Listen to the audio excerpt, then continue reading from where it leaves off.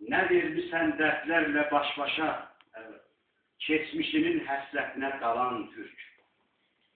Burak sazı, kılıncını çək başa, kopuzunu qəmdə çalan Türk. Həqiqəti muzeylərdə çürüyən, kimliğini yaddaşından çürüyən, özgələri xəzə, kürkə bürüyən, özü körmə palaz üstə qalan Türk. Ağır çaylar yağmurlardan bulanmaz, susuz torpaq göz yaşıyla sulanmaz.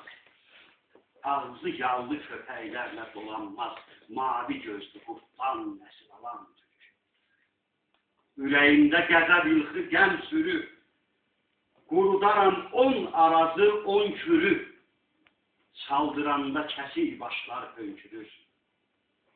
Niyə saldım birliğinə talan Türk?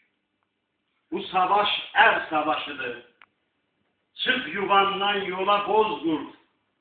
Sesin döyüş havasıdır. Bir himn oku bozkurt. Bir himn oku bozkurt.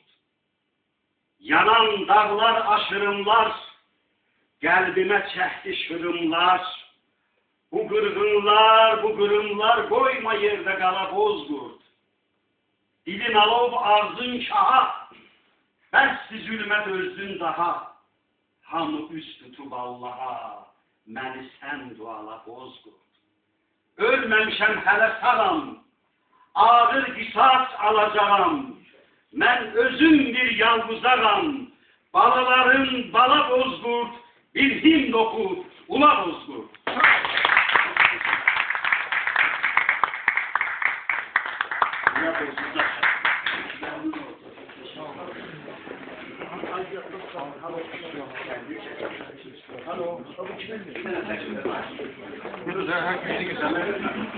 Xəzərindir.